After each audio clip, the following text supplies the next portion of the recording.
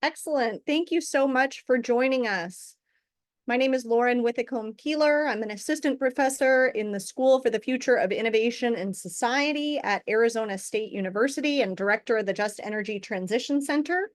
I'm joined today by our executive director, Amanda Orman, our senior fellow, Kit Batten, and community benefits program manager, Ty Wagner, who's been working hard to make sure all pieces of this webinar series come together.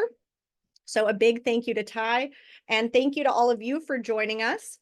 It's my pleasure to be the moderator for this second in our series of coal community transition educational webinars. Today, we are going to focus on securing transition support from utilities and states. Historically, communities and individuals affected by these coal plant closures have come from three sources: federal grants or loans, state allocations, or technical support and payments and technical assistance from power plant owning utilities. This session, we're going to look at examples of funding from utilities and states, and we're going to take a little look inside of our state at the effort to secure transition support for the Joseph City School District. And we're also going to look at some other states that have really been on the cutting edge of providing and securing support for communities impacted by the closure of coal plants. And I think it's an exciting opportunity to learn from what some of our friends and neighbors in other states have done, and hopefully bring those lessons back here to Arizona to think about how communities can organize to secure transition support.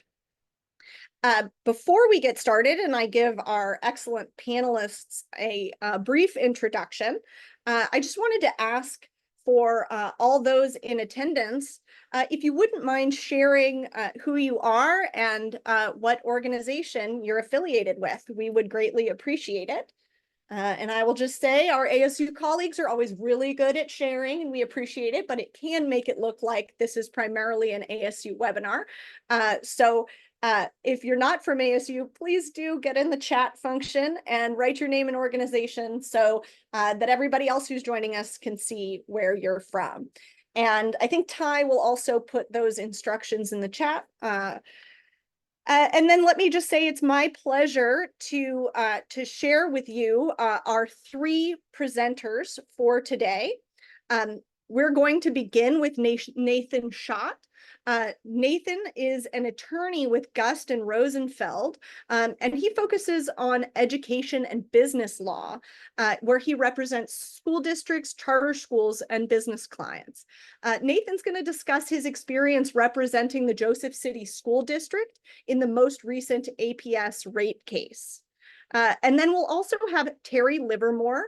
Terry is Policy and Engagement Manager at the Colorado Office of Just Transition. That's a state office in the state of Colorado, where she works with local, state, and federal partners on public policy and regulatory issues.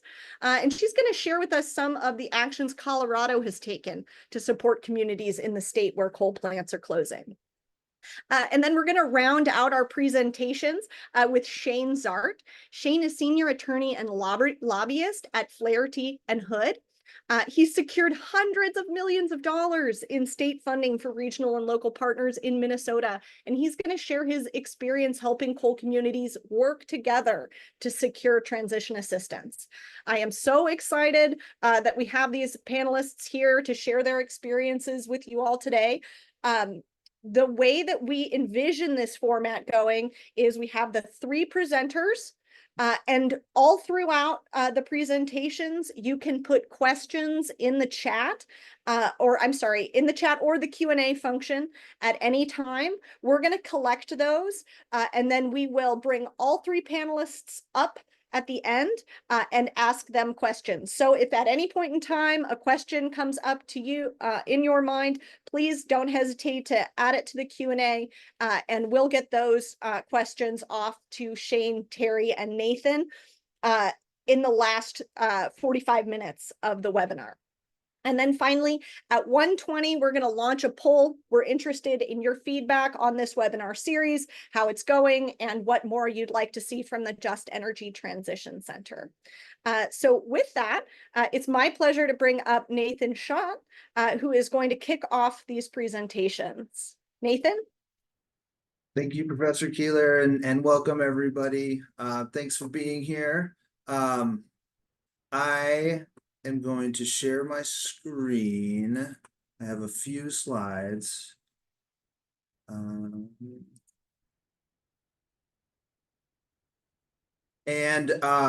First of all, my name is Nathan Schott. I'm an attorney in private practice with a law firm called Gus Rosenfeld. I'm in Flagstaff, Arizona. Our firm has offices in Phoenix and in Tucson as well.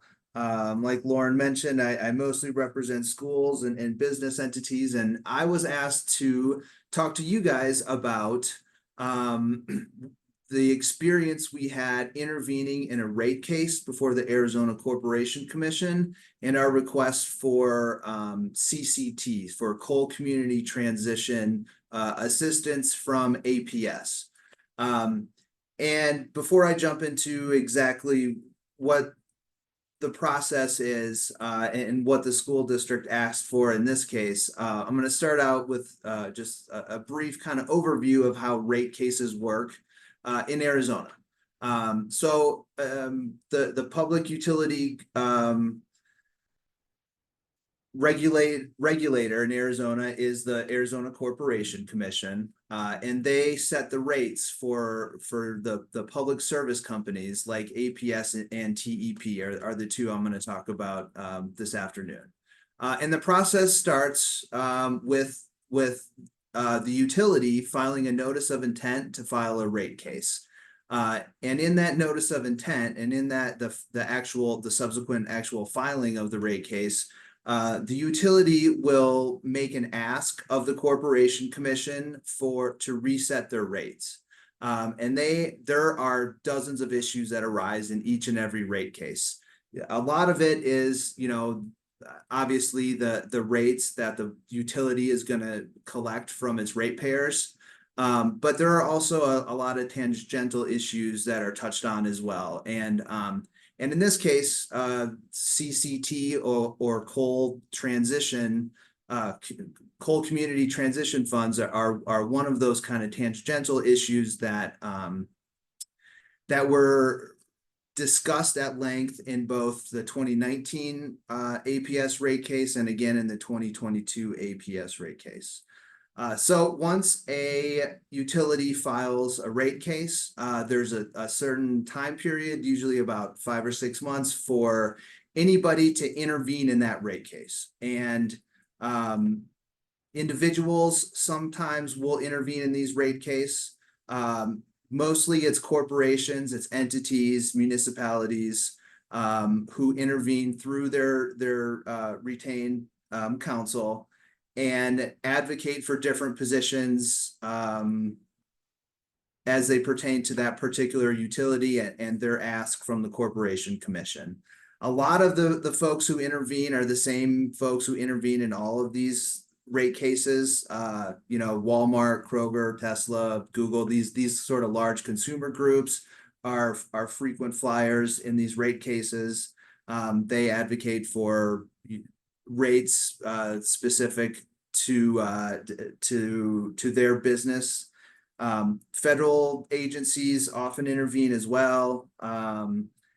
The Arizona School Board has intervened in the past. They've asked for special rates, electricity rates for school districts, mining interests. In these most recent APS rate cases, there's been a lot of interest from the solar community. So there is about 10 different solar interests that have intervened in the rate case. Environmental groups, and then specific with CCT funds, Navajo Nation, Hopi Tribe. There's a bunch of citizen groups who have intervened in the rate case as well. And then, of course, on top of all that, there's also the Arizona Corporation Commission staff who are a part of the rate case, as well as RUCO, which is the entity that represents residential utility users. So once we get our list of players, so to speak, and we know who's intervening in the case, the rate case proceeds to the discovery phase, which is essentially the phase where everybody exchanges information. So in large part, it's the various interveners asking for information from APS or from the utility. The utilities can also ask for information from the various interveners. That exchange of information is all written. There's no depositions, there's no oral testimony at that stage. And then once the deadline for exchanging information has passed, each of the parties and the interveners will submit pre-filed written testimony. So they'll identify a witness or multiple witnesses who are going to testify as part of the hearing. And those witnesses will submit pre-filed testimony. This is all written testimony. It's in question and answer format. But it's all submitted to the administrative law judge before the hearing starts. We intervened in the 22 APS rate case. That hearing took place over about 30 different days. It was a long process. There were dozens and dozens of witnesses who testified. And then the process for the hearing is kind of unique. Again, it's all pre-filed written testimony. So when your witness testifies, you as the attorney are not asking your witness questions, because that's already submitted. That's already done. That's in writing.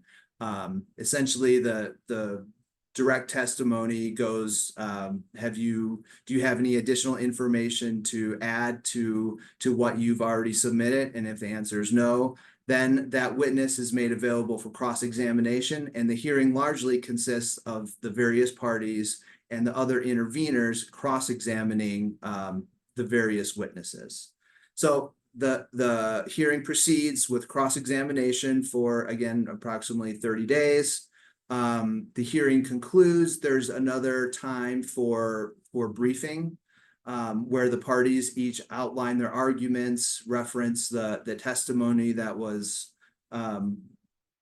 provided to the administrative law judge. There's more briefing, and then the administrative law judge makes his or her decision. That gets submitted to the Corporation Commission, and the Corporation Commission may modify the decision in some respects. In my experience, largely the decision of the administrative law judge is adopted by the Corporation Commission. So that's the process for intervening in a rate case. Again, I had the pleasure of representing a school district that was located within the boundaries of the Cholla power plant. And we intervened in this particular rate case to advocate for a coal community transition package that the school district felt was fair and equitable. In this case,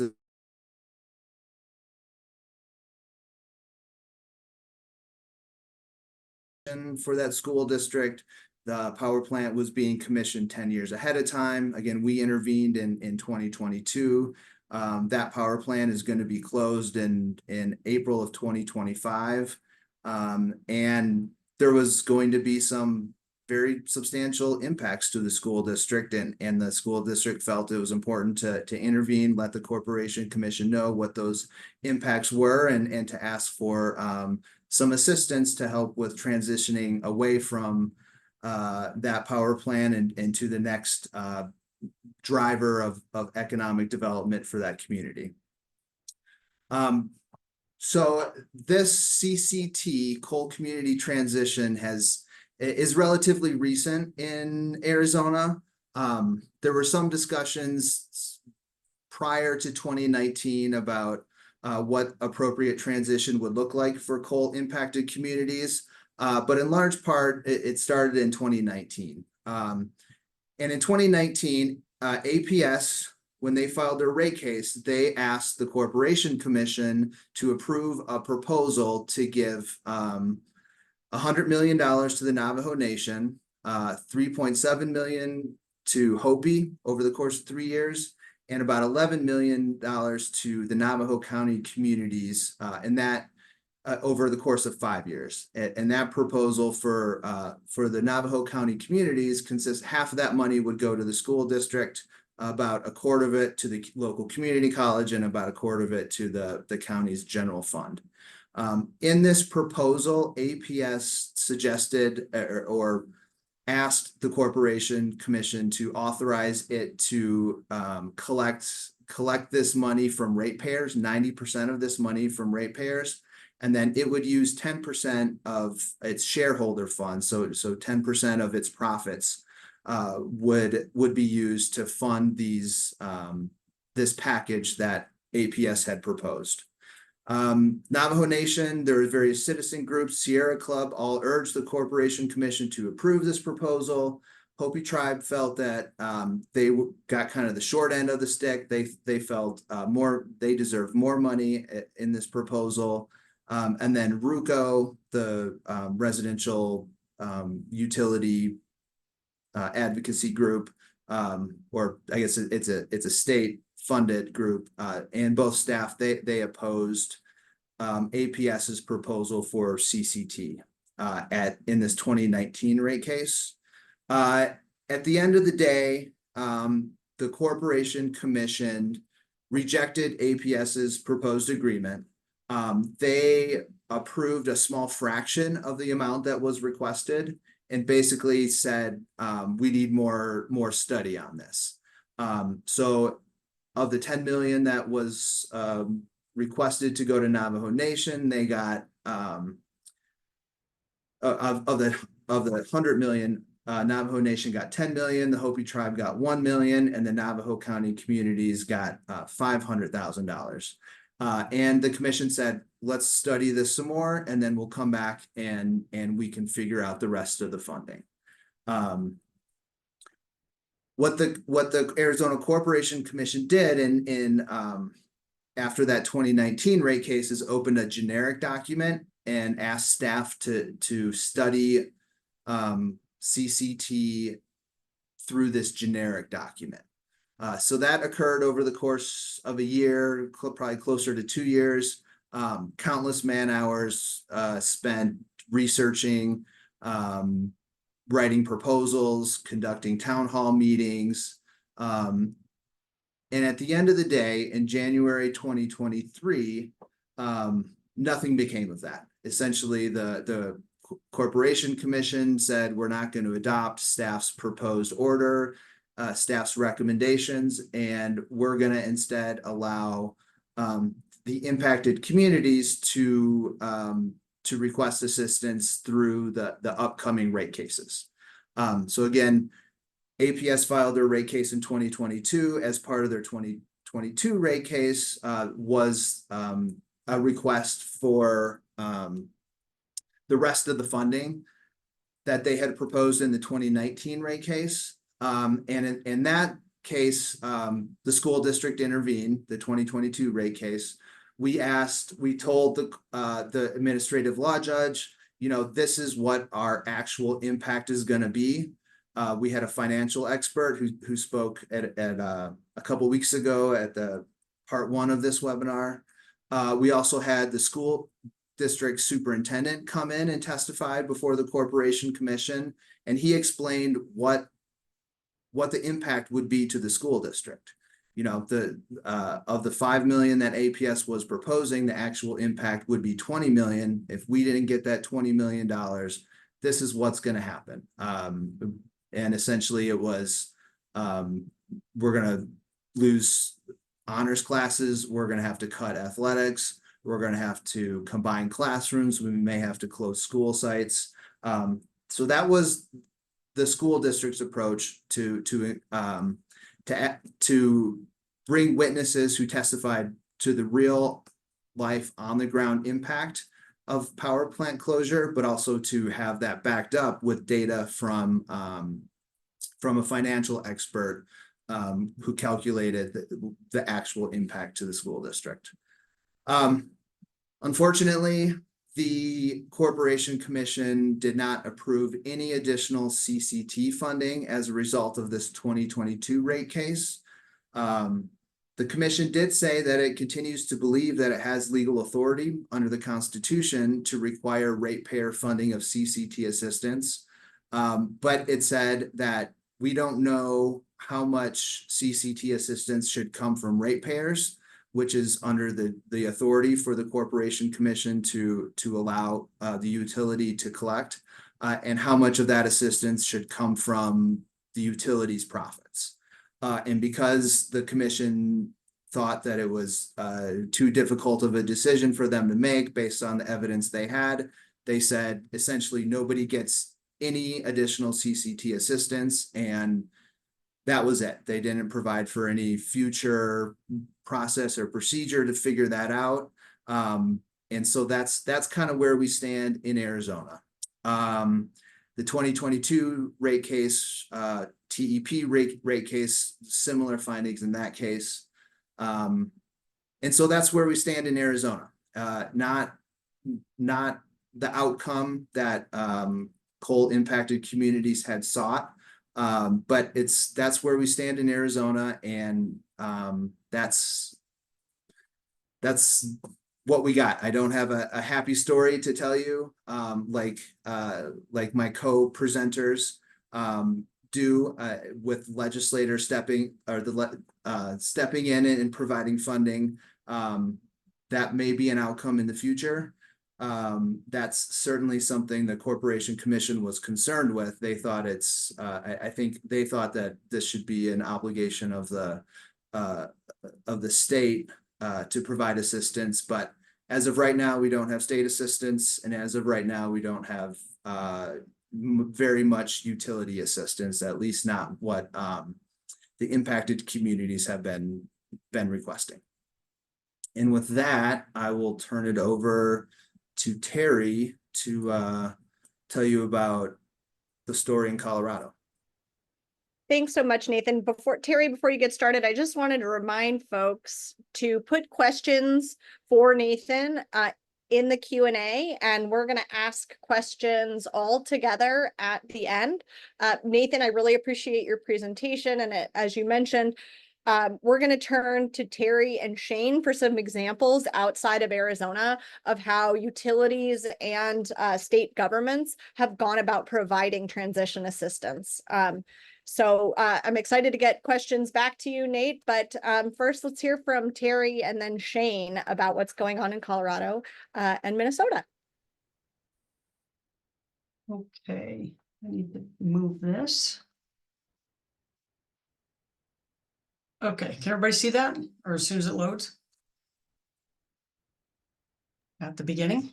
Yes, Okay. that looks great. Yes. There we go. As Lauren said earlier, I'm Terry Livermore. I'm the Policy and Engagement Manager at the Office of Just Transition in Colorado. The office was created in 2019, and I have been here for just over 3 years in this position. This is just a quick overview. I actually have more slides than I should have for this presentation, but I'm just going to hit the highlights on each of them, but I wanted everyone to have the information in case they wanted to look it over. And my email address is at the end in case you have any further questions beyond today. So I'm just going to give you a quick overview of coal in Colorado and how we got where we are, the impacts of the communities, and then where we're going and how we're getting there. Again, we've been fortunate in Colorado that we do have state engagement, a high level of state engagement, to include funding, which isn't an easy thing to do in Colorado that I'll get into. And then also we have a supportive Public Utilities Commission. And that is probably in Colorado the biggest leverage point we have to help these communities is through the Public Utilities Commission. So coal in Colorado, this is just in 2019, this is what it looked like. And you can see the blue dots are the coal mines and the red dots are the power plants. You can see up in Northwest Colorado, we kind of call that ground zero for coal in Colorado. You've got 4 mines, 3 of them are mine to mouth. for the Craig Station and the Hayden Station. And then the fourth Desirado mine actually feeds the mine in Vernal, or the plant in Vernal, Utah. So all of those, well, all of the ones that are serving Colorado are definitely going to close by the end of this decade, and Desirado is likely to.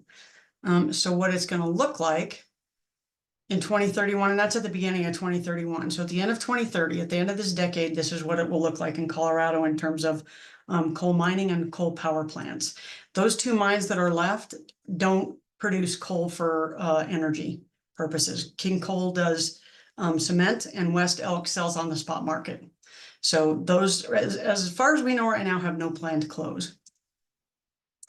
This slide's just here to show, for our purposes at the Office of Just Transition, we divided these into different segments, or different categories, if you will. The one circled in red, we consider Tier 1 coal transition communities, and that's because the impact in these areas is going to be much greater than in the other areas. The other power plants, the ones up and down the I-25 corridor there, Rawhide, Drake, and Nixon, are all municipally owned. So there's no property tax.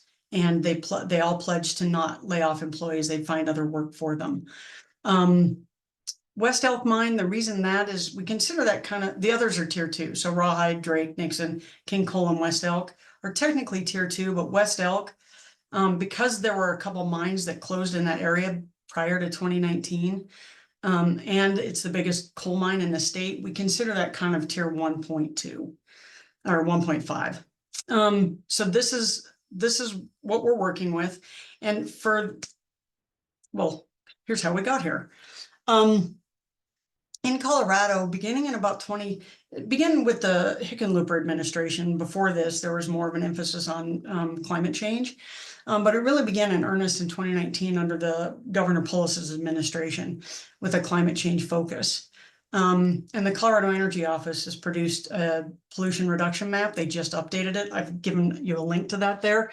But the intent is to reduce emissions 100% by 2050, and then there's graduated to get there. But the legislature took this up, and from 2019 to 2024, and I expect we'll see a bunch more in this coming legislative session, over 100 energy bills have passed the legislature, detailing various things, from small things to big things. One of the biggest was in 2019, and it was the Public Utilities Commission sunset bill, meaning legislature wanted to take a look at the Public Utilities Commission and see what needed to change before they renewed it. What they did in this one was require utilities to submit a plan for reducing their greenhouse gas 80% by 2030. And then as part of their electric resource plan, which is an ERP, retail utilities such as Xcel had to file a clean energy plan, which included a community assistance plan and a worker transition plan. Tri-State, and the two utilities that are in coal transition communities in Colorado are Xcel and Tri-State. Tri-State is a cooperative. Under this legislation, they are now required to file an electric resource plan. They weren't previously because they're regulated largely by FERC at the national level. But they were not required to submit a clean energy plan. They could, but they weren't required to. Also in 2019, I bolded it, obviously, when they did this, when the legislature did this, they said, if we're going to reduce these emissions and we're going to cause these coal plants to close, we need to help these communities. We've been through this before with various other industries. We need to do it differently this time and do what we can to help these communities continue to thrive and grow. So as a result, they established the Office of Just Transition, and this was largely an effort driven by labor unions in Colorado. And then you can see below that, we got funding. There was no funding in 2019. Then the pandemic happened. Our legislature cut dramatically. When the pandemic, we started to ease and we started to come out of it, Colorado's economy came back very rapidly.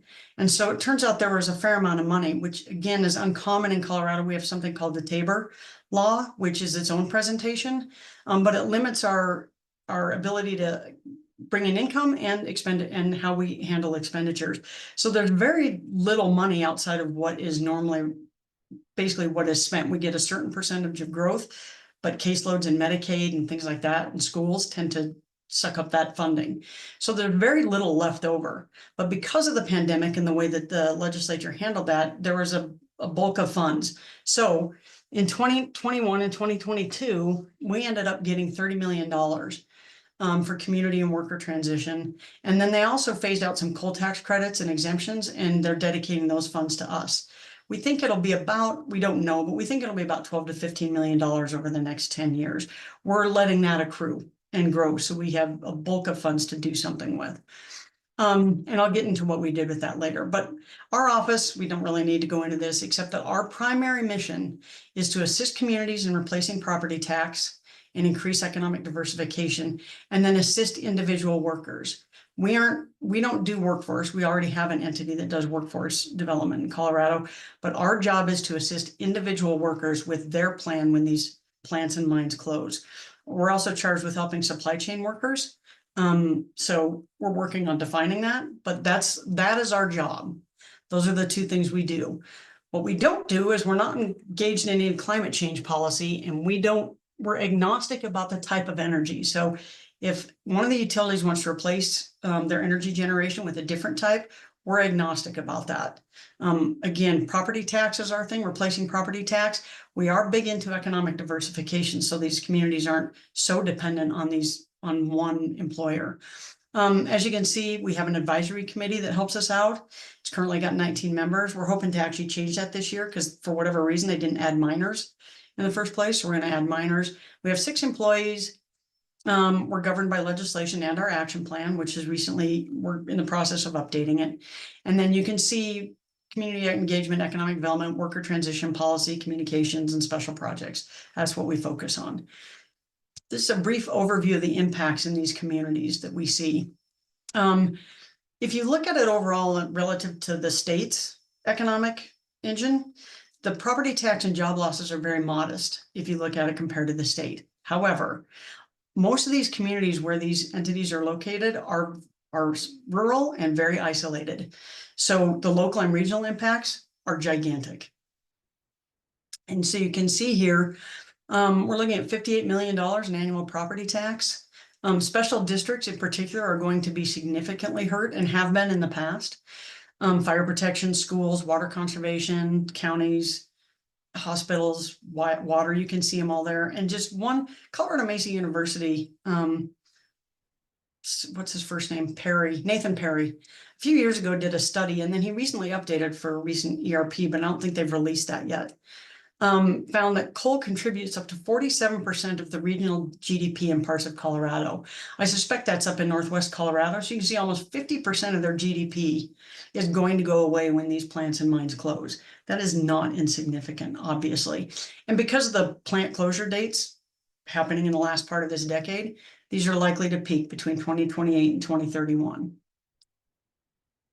Job losses, we're looking at about 3,000 workers statewide.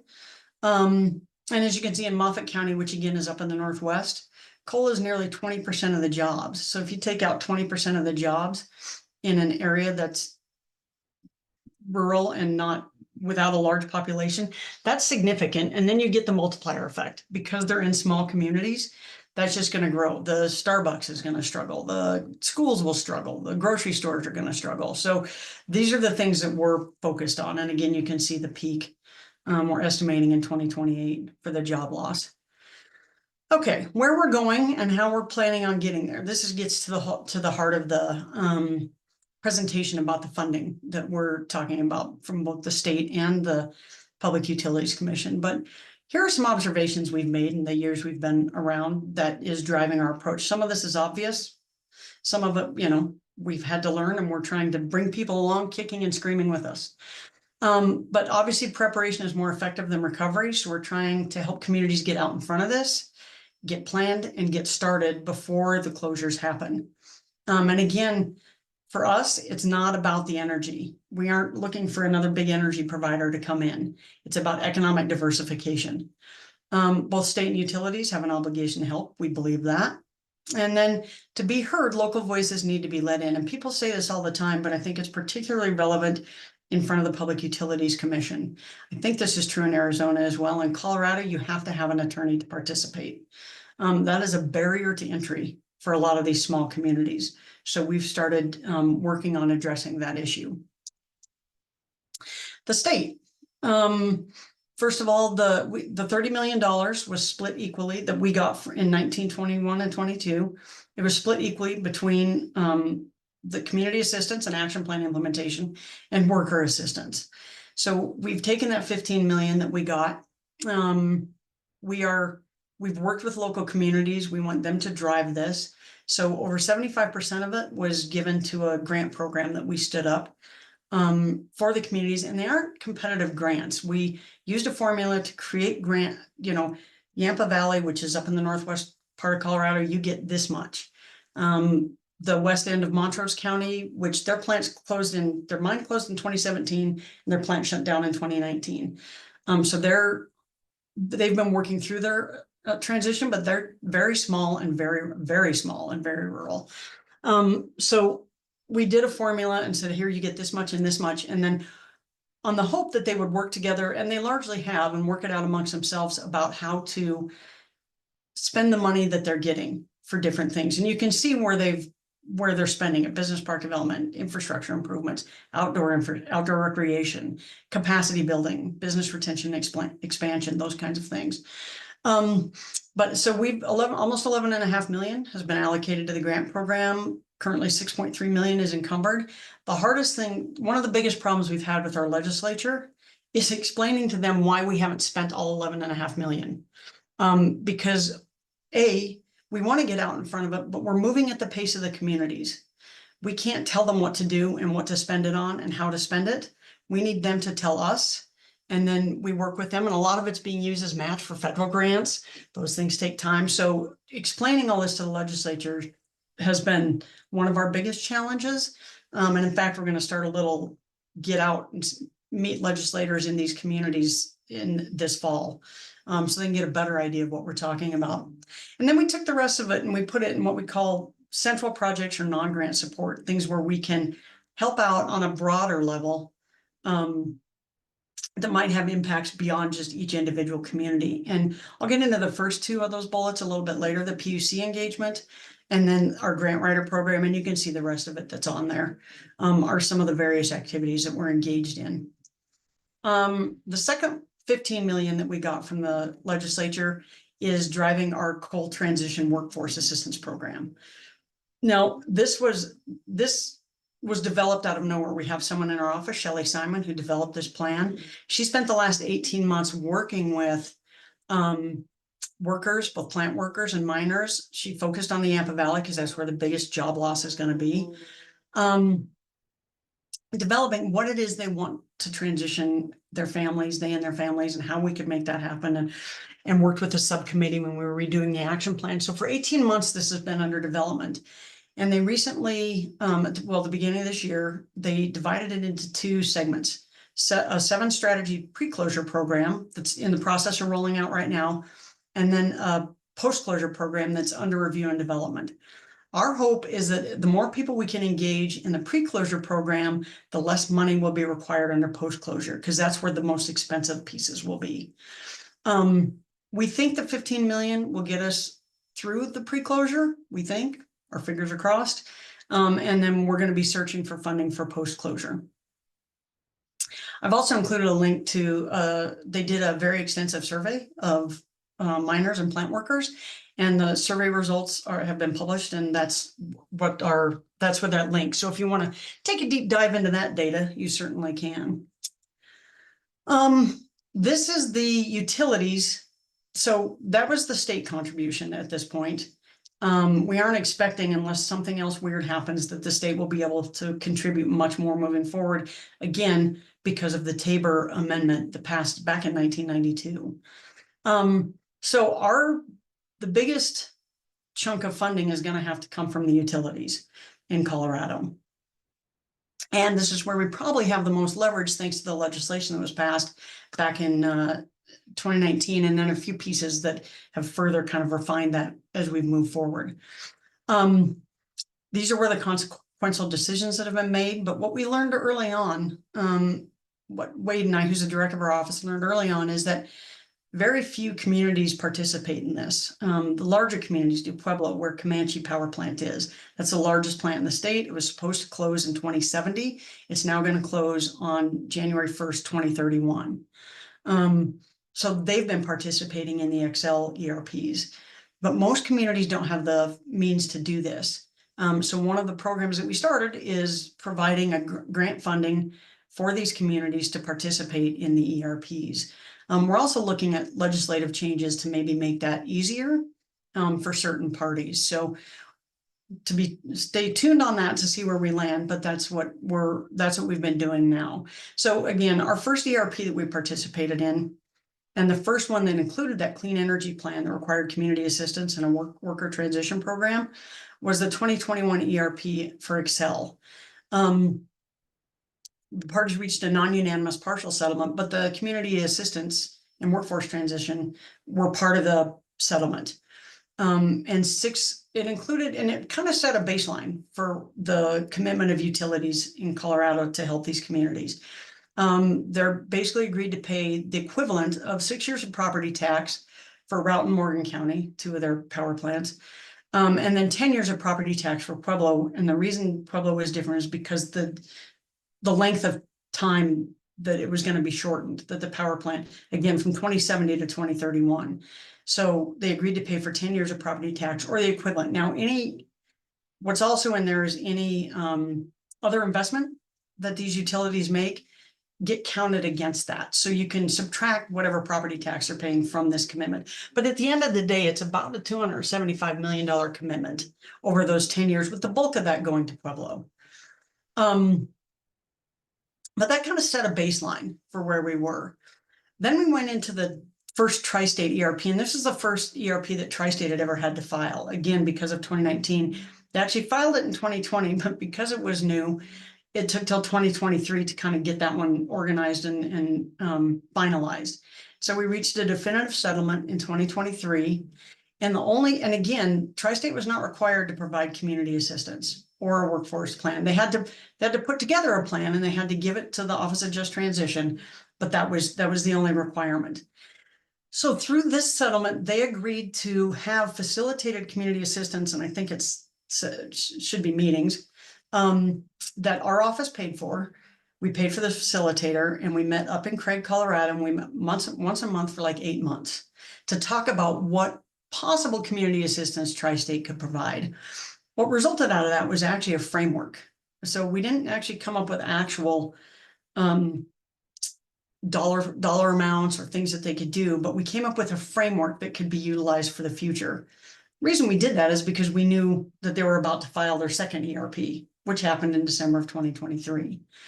This is the one where we said the communities need a voice. And so we gave a grant to Craig and Moffett. It's Moffett County, and then Craig is the city in Moffett County, city of about 10,000 people. And we said, okay, we're giving you a grant to independently intervene. So once we wrote them the grant and gave them the money, our only requirement was that they had to find an attorney that was experienced in Public Utilities Commission matters. That was our only requirement. Beyond that, they were on their own. And what you can see what happened there as a result that we did reach a settlement in the summer of this year. And it was a unanimous settlement, and tri-state negotiated directly with the attorneys for Craig and Moffett. No one else participated, and they reached a settlement for over $70 million, which I got to tell you, I would have thought we wouldn't have gotten more than $5 million out of them had Craig and Moffett not been doing this themselves. So this is where they moved the Craig 3 retirement date up and all of that. But you can see what happened. So they're putting $22 million. It kind of reset the baseline for what ERPs are going to do. They're putting $22 million over 4 years into an economic development fund that Craig and Moffett are hoping to let grow, and then they'll use the interest off that to help to grow their economies and diversify their economy. Then they also did the property tax backstop payments. It's an 11-year commitment of varying amounts per year. It's a decreasing amount, starts at 7 million, I think ends at 1 million. It's a total of $48 million. And again, those can be offset by other investments in those communities. They've also, if they get an okay to do a gas plant, which seems likely, they'll site it in Moffett County. And then they also gave some storage water rights, which was a big deal to the community. So having the community negotiate for themselves made a huge, huge difference for us. And then The next ERP is due October 15th, Excel. They'll be filing the Just Transition ERP. It's focused on Pueblo. They punted a lot of issues from the last one to this one. And then we're also going to include Hayden, which is up in the Yampa Valley. And we're going to enable Hayden and Route County to participate like we did with Craig and Moffett. So for Colorado, the utilities is, the PUC is where we've had tremendous success, and we'll probably be able to see continued success moving forward. Just a quick samplings of the early lessons we've learned. Building trust with communities and workers is essential. That's an obvious statement, but not easy. We're from the state, we're located in Denver. Again, these are small rural areas. The last thing they need to hear is, hey, we're from Denver, we're here to help. Our approach was just put our head down and do our thing. So we've been working for the last 3 or 4 years on building that trust, and it's working. The smallest things that we're doing are making a big difference. Also for us, it's understanding that this isn't all about economics. Coal mining and working at the power plants is a way of life passed down through generations. It's not just a job that they do. So I think understanding that as we approach the communities and work with the communities and understand it's not just about their economic well-being has made a big difference. And then this was an interesting one that we've learned, but some of our best outcomes have been with the smallest investments. The money we paid for an attorney for their PUC engagement was minimal compared to what we're putting into the grant program. The grant writer program that we're doing is basically just helping these communities with capacity to apply for federal and state grants. And so we have 3 grant writers that we just loan out to these communities to write these grants. And so far our return on the dollar is like between $44 and $73 for every dollar we put into that program. So our smallest investments are getting our biggest returns, which has been an interesting thing to learn. I'm not going to go through this slide, but these are just things how we're looking forward, the different things we're looking at and where we're looking to go. And I believe that is it. And now, so I'm going to kick it, I think, back to Lauren. Great. Yeah, Terry, thank you so much. I appreciate it. Sorry, it took me a little minute to find my unmute. Thank you so much. This was such a rich presentation. I really look forward to circling back and asking you questions. I think a lot of the lessons from Colorado are super applicable to Arizona. Colorado has the same number of coal plants as we have in Arizona, and you're our neighbor. So there's a lot that we can learn from how to do just transitions. I appreciate that. Just a reminder to our folks in the audience, please use the Q&A function and put questions for Terry. We're going to circle back after our final presentation. And with that, it's my pleasure to welcome Shane Zart, who's going to share a little bit about his experience working with communities in Minnesota to access just transition funds. Thank you so much, Shane. Welcome. Thank you, and I'm hoping that I'm now off mute and that you can see my screen as well. You're all good, Shane. All right, well, excellent. Well, as the slide gives away, and I thank you for the introduction earlier, but my tie-in here is actually through an organization called the Coalition of Utility Cities here in Minnesota, and I'll get to that in a second. For now, too, in addition to the introduction I got earlier, I'll follow up, introduce myself a little bit further. I'm a senior attorney and lobbyist with a firm called Flaherty and Hood in St. Paul. So we're a law and government relations firm. So we provide both traditional legal services, but also a good chunk of us, including myself, spend most of our time at the Capitol or in state agencies here in Minnesota, representing largely local governments and or coalitions of local governments, which is one of the things that brings me here. I've represented the Coalition of Utility Cities, which is our coalition of host communities I'll talk about throughout the presentation here since 2016, and helped develop some of the legislative and regulatory initiatives that we'll talk about that have been successful here in Minnesota so far. And because my bio photo was already on there earlier, and it's more fun to do this anyway. Instead of putting my own photo on my introduction slide, I put my cat and my dog. So Waffles is the cat, Ziggy is the dog. and hopefully lightens up the presentation a little bit. So what is the Coalition of Utility Cities, and or what is a utility city? So this is the organization that is made up here in Minnesota of 7 power plant host communities that host or have hosted in some cases now that they've begun to retire some of the state's largest investor-owned power plants. So as you'll see on the slide here, formed in 1998 to give cities a voice in policy decisions. And if your first question is, were we already talking about plant retirements here in Minnesota way back in 1998? The answer is no. The coalition wasn't originally formed to advocate for these communities in the context of plant retirements. It was formed instead in the late 90s to say, you know, anytime you've got a single asset, in the case of these communities, it's a power plant that makes up anywhere from 30 to 75% of your tax base on its own, any decision that the state makes about the valuation, the assessment of that plant, any of the related property can have a huge impact on both the local government budget, but also cause shifts onto your taxpayers. So really, it was some forward-thinking local government officials back in the late 90s who got together and said, we need to have a voice at the Capitol, a collective voice, and work together so that if the utilities propose some tax exemption or other programs, that there's someone there to evaluate the impact of those on local government and then speak for us, testify, show up at the Capitol, whatever we think is necessary to respond to those. But because that group existed, and we'll talk a little bit about this throughout, because that group already existed, there was already a lot of trust among the local government officials in power plant host communities. And when it came time to start talking about power plant retirements, and very similar stories to what you've heard here before, it's around 2015 is when we got our first slate of proposals for early retirement of coal facilities here, facilities that were anticipated to run for at least 20 more years, if not longer than that, were now being proposed for retirement well before that once expected end of life date.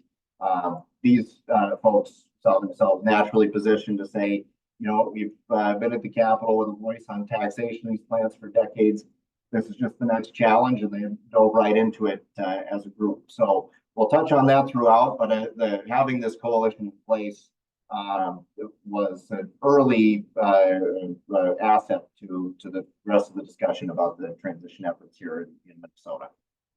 So what we're going to talk about in my presentation is some of the success we've had here at the legislature in Minnesota, creating a slate of programs to support local governments and workers as they face power plant retirement transitions. What I think I run the risk of is, since throughout my presentation, I'll be talking about a lot of success. And we've got this program, and we've got that program, and we've got the office. So what I want to kind of put a marker on and make sure that we circle back to is just to say, if it sounds like we've had a lot of success, we have, and it's been great, and it's fantastic to have some of these programs in place, but it didn't come without a lot of hard work, a lot of kind of sweat and tears put into developing these programs, building the coalitions, building the partnerships to get these things passed. And there was still a lot of work to go. And that's just to say that I think the work of transition is never done. As many of you on the line know, some of the transitions that you face either as a community, as a local government, as an individual worker are so massive, it feels existential at times, that no matter how much you put in place to help support you through that transition, there's always work to do.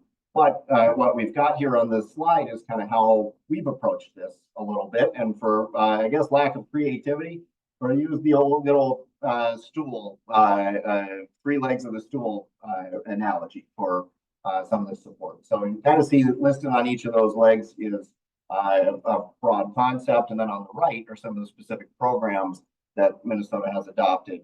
But, broadly, what or do we talk about when we think about what is the bare minimum broadly to support these communities? Well, one is the coordinated and ongoing support across levels of government for these transitioning communities. Number two, in the case of our local governments, is direct tax-based support. Some of that you heard in the prior presentations, whether it comes from the utility or from other sources from the state. In our case, is what we'll talk about. That's something we identified as essential to provide essentially the parachute to these communities as the plants retire. And the third leg of that stool is economic development resources. And I think what the mentality a lot of our communities have taken on is there's no way through this other than to develop our way through, diversify our tax base.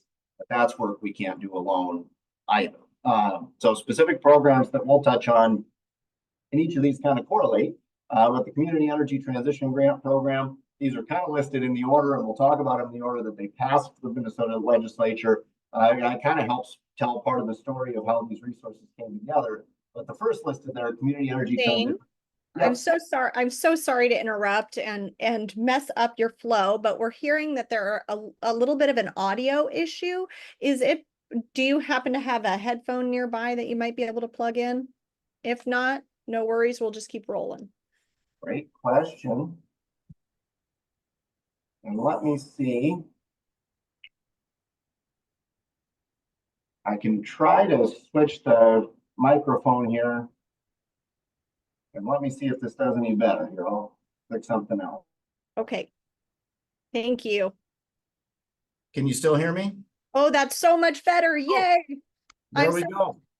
Okay, excellent. Thanks so much. Okay, yeah, keep going. News. Okay, if that's much better, that's very good. I think it just had auto selected the wrong thing. So I hope you got the gist of what I was saying before. And we'll keep going from here. So the three programs we'll talk about here, each kind of relates to one of the legs on the stool. The Community Energy Transition Grant Program and directly relates. That's the economic development resources for communities that we've put in place here. Energy Transition Office and the Advisory Committee is that coordinated central clearinghouse for coordinated and ongoing support across levels of government. And then the Electric Generation Transition Aid, that's the newest program, actually passed through the state legislature and is direct tax-based support for communities facing a transition. So we'll continue to move on. I'm going to walk through each of these programs, tell you a little bit about them. Happy to answer any questions as we go or at the end.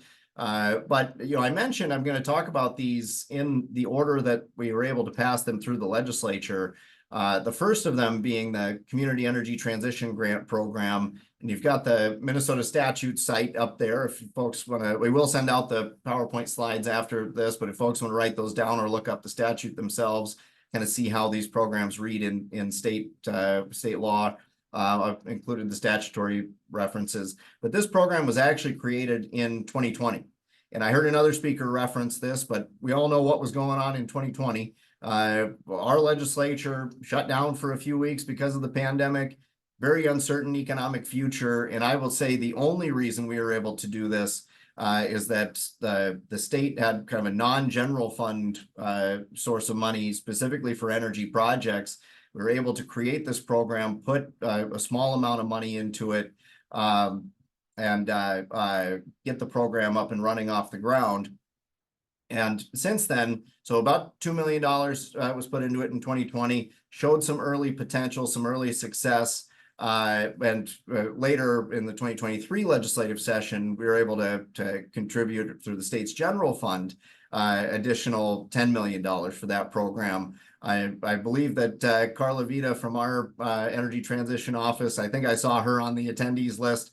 Her and her team is still actively in the process of awarding out those $10 million, that $10 million in funding. But so far, we've been very pleased with the results that we've seen in that. And that program is very broad.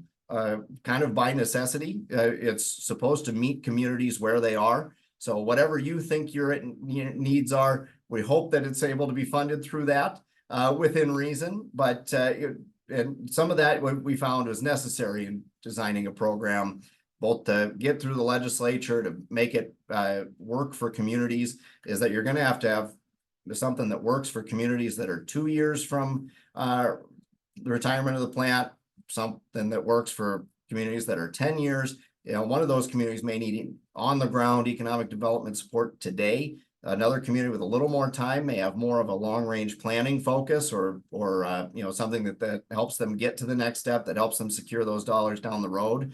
So it's kind of a broadly designed economic development program, but is really to put some more resources into these communities. No local match is required, although I think in some cases the communities have stepped up with much of their own funding. But those are kind of, you can see the set of choices that we were able to make and work with the legislature to make in order to make this program work for communities as well. Is let's recognize these local governments are special. They've got something coming down the line where we've seen in other industries. I know another speaker referenced, you know what, we've seen in other industries transition like this devastate a community, where we can see in our case some of these transitions coming. It would be inexcusable not to invest in efforts to avoid devastating impacts on that community.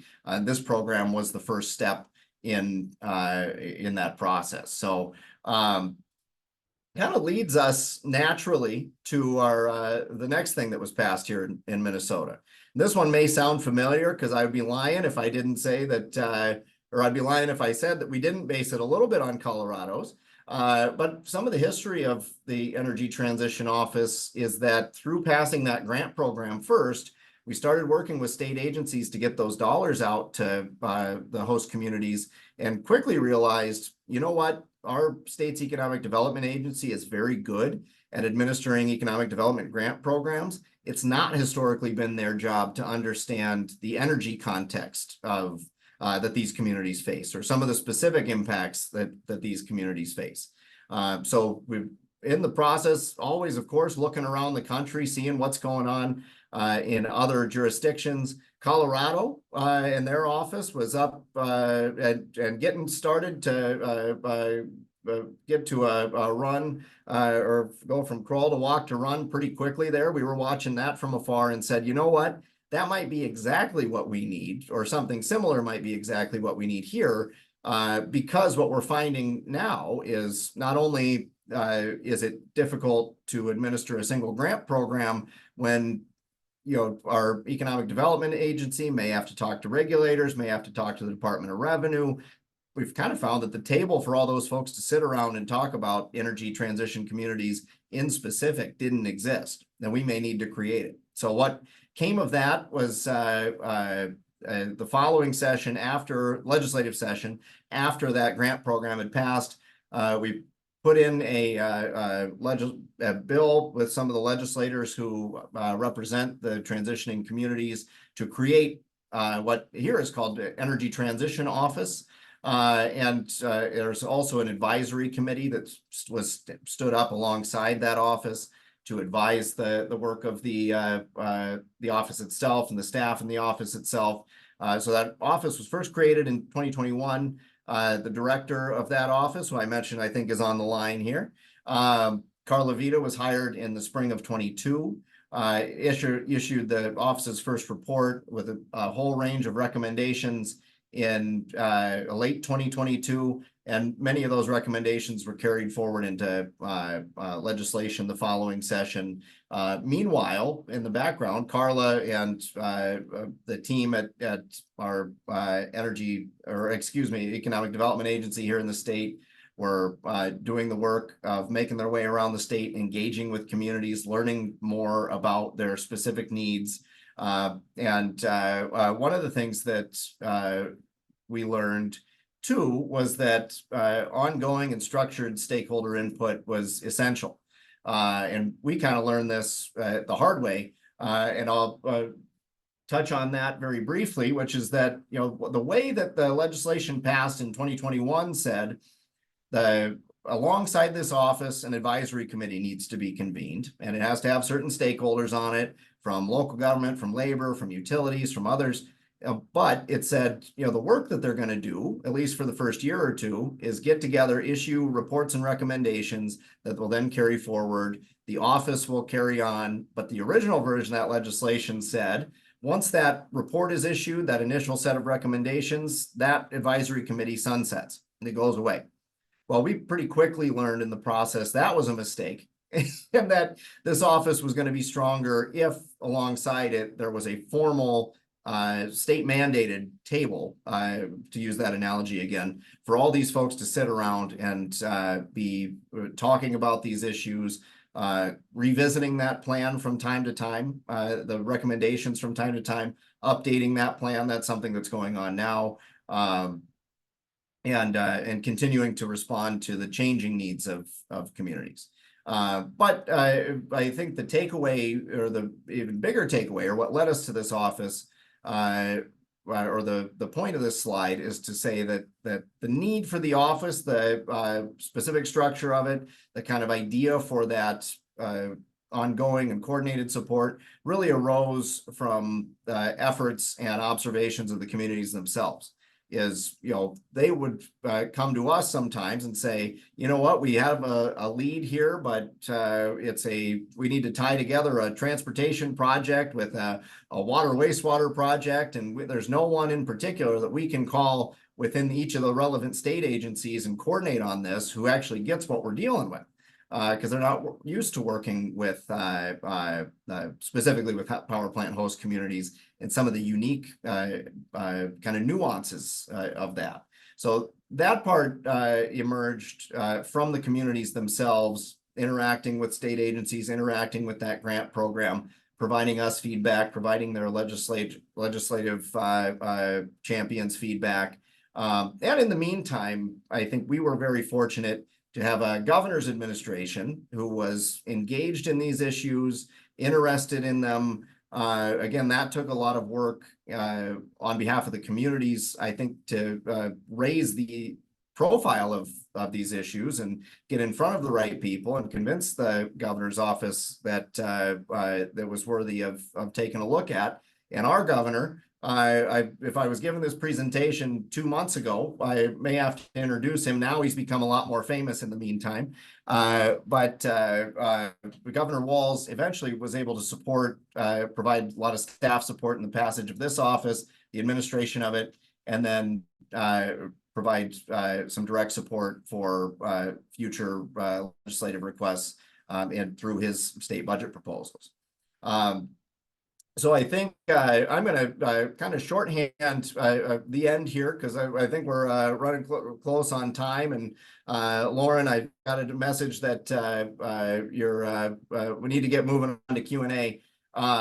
But I'll touch on briefly one of the programs that the state also has is electric generation transition aid. This one, we could spend hours talking about how it actually works, but it was difficult to pass it. I think relative to the previous speakers and some of what we have been talking about here today, you heard about tax-based support coming directly from the utilities in Colorado's case, some of the agreement there. This is a tax-based transition aid that comes from the state's general fund, is basically set up, and we were able to work with legislators and the governor, and they largely determined, what the appropriate mechanism for providing this kind of support to local governments would be, that the state needs to step up and do it. But the design of it is that local governments are held whole in the first year following a plant retirement. The next slide is an illustrative slide to kind of show you how this works a little bit. So keep you whole in the first year and then decline over time. And this is an example from here, the city of Becker. These numbers are illustrative. If there's anyone from Becker on the line, these are not real numbers, they're estimates, so don't take it to the bank. And this is meant to show you too, in our case, and maybe in some of your the places you represent, Sherco plant in Becker has 3 separate coal burning units that are going to retire in sequence at 3 separate times. And the program was made, and it was a very important distinction to set up through the legislature, that each unit have aid attributable to it and is responsive to it. So you kind of see how that works. It's meant to be a parachute. And I'll say too, final note on this, there are some tax-based growth offsets. So if the tax base grows, this aid can click off over time, but we can answer any specific questions about that at a different time. So final note, I think, because we'll have to move on. What about the Public Utilities Commission? And I think what I'll leave it here with is to say in Minnesota, we've had a much harder time really figuring out not how to navigate the commissioner's support. Commissioners on our PUC want to be helpful. They just, I think what we struggle with and what the commissioners themselves individually often struggle with is what can they do within their authority to help local governments and workers, because they don't control the purse strings. It would be, or it's questionable, it would be within their rights, even within a rate case, to direct utility resources in the way that you've kind of heard talked about in other states. And that's all just to say every state is going to be different. Our mechanism has had to be, sometimes out of necessity, the legislature. But, you know, that's not to say that it hasn't been important. The PUC has played an important role in holding utilities accountable. For example, filing regular reports on their plans for the land, for remediation, that type of thing, information that the communities wouldn't have otherwise previously had access to in a formal way. So we've got some additional slides. This one I included, I can explain in question if we want. I wanted to show you kind of where these plants are located, and this nods to a point we'll probably get to in Q&A, which is all of these plants you can see sit in deep red areas of our state. We have a 100% democratically controlled state. So how were we able to build a political coalition to get this done when this was the case? It wasn't easy, but I feel like I need to stop there because we're going to run the rest of us out of time. But we can talk about that, I'm sure, in Q&A.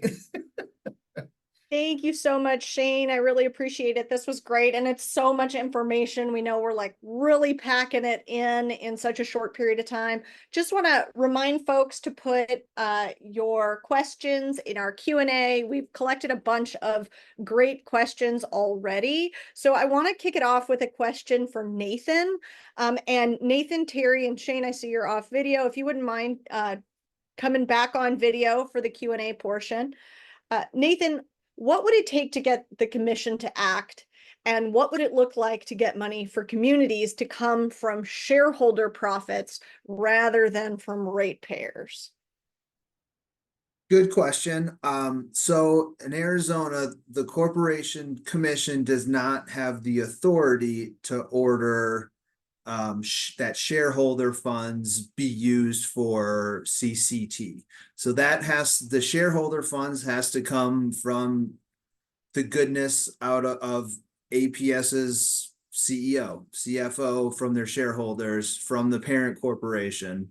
You know, I think the court of public opinion could put a thumb on that scale, and there could be some, you know, some pressure for APS to up their proposal of 10% ratepayer funds to something a little more substantial, but the Corporation Commission has no authority to say, APS,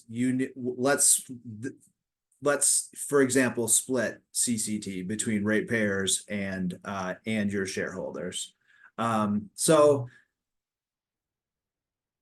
And for the Corporation Commission, I mean, Corporation Commission is there, if they want to step up, they could do that and order CCT or authorize CCT be collected by the utilities and given to coal impacted communities. You know, they're publicly elected officials, and if so political pressure can be applied to these commissioners. You know, the Corporation Commission did change. So I talked about the 2019 rate case versus 2022 rate case and where things ended after 2019. And there seemed to be a pathway that the Corporation Commission was setting out to provide more CCT versus in 2022, there's different commissioners that were elected and the interest seems to be waning. So through the political process by electing Corporation Commissioner, commissioners who are willing to support CCT. Okay, thank you so much, Nathan. I want to shoot a question over to Terry now. Terry, you had mentioned that there was a change in taxing that allowed for funding to be available for your office. Can you tell us a little bit about what that provision was and how it funds your work? Yeah, and I just wanted to, for a second, tag on to Nathan's. I will say in please. Colorado, the utility and consumer advocate, the communities, this is in the tri-state rate case, and OJT basically argued that the community assistance payments should be part of resource acquisition process, which put it under the purview of the PUC. And we did so, thus saying that it should be part of the ratepayers, that it's okay for the ratepayers to pay for this. And when people threw a fit, which they did, we actually, in our first, we asked for 110 million. We thought we created a formula and came up with 110 million that should be paid to Moffett and Craig, which was less than 1% of the entire ERP package. Everyone's like, well, this will cause the ratepayers to have to pay so much money. And we said, really? Because it's less than 1% of everything that they're going to be paying for anyway. So just as a note, that's the tact we took, but we had a PUC that was willing to go there. Plus, Excel had started the ball. They jumped on this and said, okay, we're going to do this. We're going to engage with communities. And so they kind of set the tone, which made it easier for us. And again, as Shane pointed out earlier, every state is different, but that was the way we went with it. Regarding the tax laws, we had, Colorado had exemptions in tax for coal. I think it was by ton. I don't know the specifics. I think I listed the law on the thing in our state legislative page. Is pretty easy to find the laws, or I can find it and send it to you. But they basically removed the exemptions for coal mining. And so any of the money that would be paid, that they would have kept for that exemption, they're carving out and giving to our office. So, and it was, I think it was $400,000 last year, something like that, because it's started in it. So as coal is mined, as coal stops getting mined, that's obviously, we're going to get a curve that goes like this on that money. So it's not a continuing fund source. It will be as long as West Elk and King 2 stay active, but it won't be as much because as you saw, a lot of our mines are not going to be functional. But for the time being, and that's why we're counting on it for over 12 years, but it's basically the benefit that the coal mines would have gotten is now coming to our office because of a change in how the exemption laws. Does that answer your question? It does. Yeah, that's super interesting. Thank you so much for sharing. I'm going to ask one more question and then I'm going to turn it over to Amanda to finish out the Q&A because I have to run to teach my class. But this is a question for Shane, although I think it can be opened to the whole group, Shane, once you respond. So how important is legislative action? We heard about it happening in Colorado and Minnesota. And how can communities get the conversation going at the legislature about CCT challenges and the need for assistance? Yeah, well, it's a big question. We could probably spend hours on that alone, but I think that, you know, one of the reasons that I mentioned was that, you know, we really found ourselves focusing on the legislature even before pursuing some relief or transition funding through regulatory means. Sometimes out of just reality. You know, we knew in our case that the legislature was the ones that was going to control the purse strings, that even if, you know, we had success in regulatory circles, even some of what they approved might have to go back to the legislature for approval or for funding. So some of that was just a practical reality. Then, you know, how we got there, you know, in some cases was a rocky road. But, you know, one of the things that is always true is that I think in every step of the way, messengers matter. And that's obvious, I think, to everyone on this line, I'm sure, but is sometimes hard in practice, because what benefited us early was that there was a coalition of the local governments who were able to work together. There was trust between those local government officials. That was a huge benefit, because that's something that in other places would have to be built. What that also helped us kind of streamline was to say, local governments couldn't do it on their own. If ultimately it took coalitions that included labor working with local government, utilities working with local government and labor, clean energy organizations working with folks along the way. And I think just having some very frank conversations with other organizations where local government officials were talking to folks that they wouldn't normally be in the same room with. And just to kind of give you an example, what we found early success by doing was going out on a limb, saying if there's organizations out there saying, you know what, we want that plant, we frankly wish it would have closed yesterday. The ones that are advocating for early retirement, a lot of local government officials didn't want to engage directly with those folks, said, you know what, if this is the #1 employer in our area, it's 75% of our tax base. I don't want to sit down at a table with someone who's trying to close it tomorrow and put us out of work, put that tax base in jeopardy. But we had a lot of those awkward conversations, and most of those resulted in positive outcomes to where those some of those organizations were willing to sign on and say, you know what, we get it. The things that we're advocating for have real impacts on workers, on local property taxpayers, on other businesses, and in the transition to clean energy. If the folks' #1 goal is 100% carbon-free energy transition, then a message that these local government officials were able to successfully deliver to them is say, you know what, the communities and workers that have hosted these plants relied on them. Even if you view clean energy transition as a win-win for everyone, we might be the only ones who say, no, this is a big loss for us. So how do we just include us in the win-win-win too? And by building some of those awkward coalitions is then also what helped us overcome some of the political turbulence even at the legislature, where we've passed some of this transition legislation. Didn't get into this, wouldn't have had time anyway, but one of those programs we passed under a divided legislature where Republicans were in charge of our state Senate and Democrats in charge of our state House. A couple of the other programs have been passed with universal Democratic control of governor, House, and Senate. But because of that coalition that we built, that's what kind of kept us resilient to the changes, because we were able to do the work of creating the relationships between some sometimes pretty awkward alliances, frankly, so that no matter who we had to go talk to and advocate for something, there was someone who would be a good voice to be able to do that. So that's maybe a lot of or trying to pack a lot into one answer. So I probably didn't touch everything head on, but happy to follow up as well. And I'm sure others have insight too. Yeah, Shane, thanks very much.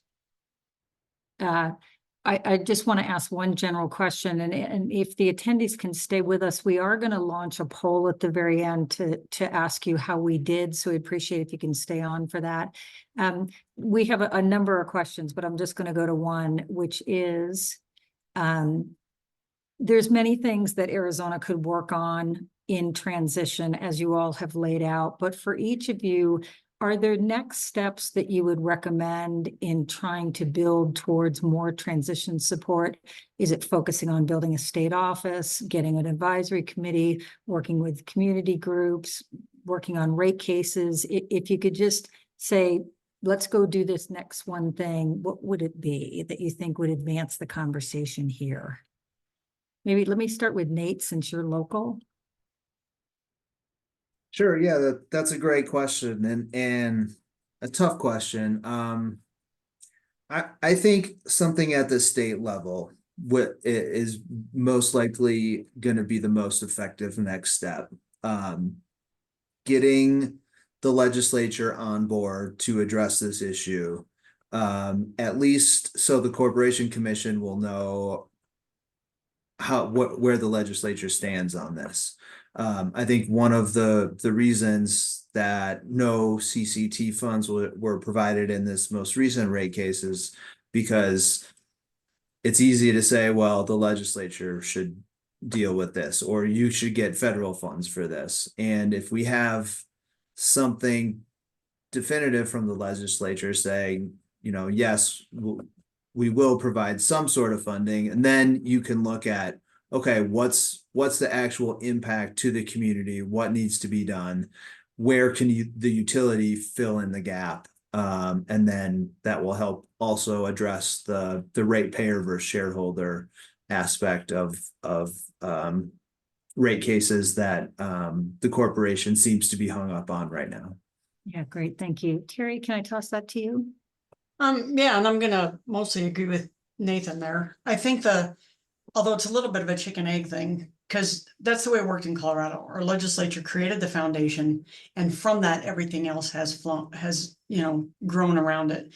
But to Shane's point, actually, maybe it's hard to get the legislature to do that without broad community engagement. So I think, although that's a much more time consuming, but to the extent that Arizona has that kind of community engagement where people can work with the legislature or lobby the legislature. Again, in our case, labor drove that. So there wasn't a whole lot of community organization, but labor drove it for us, and successfully, obviously.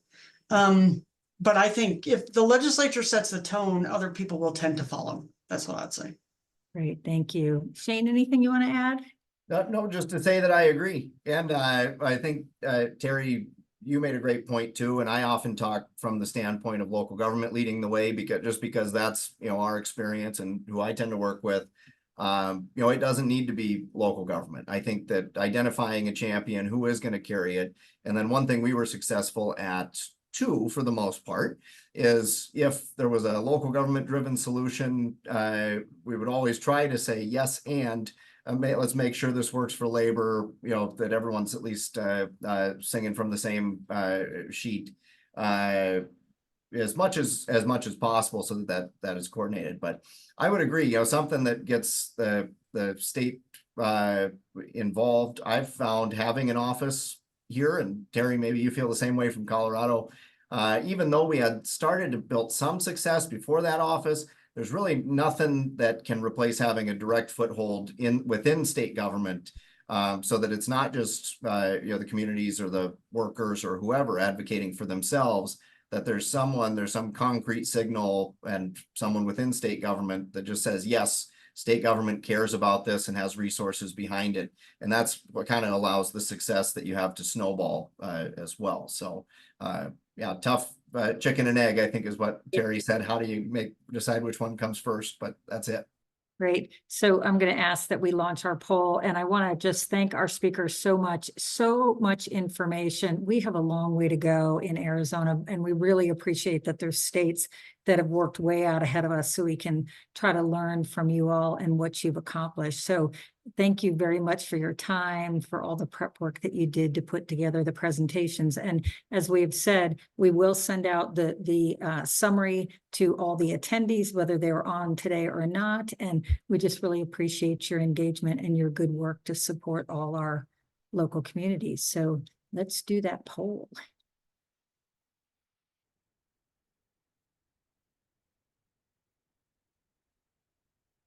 I think the poll's coming.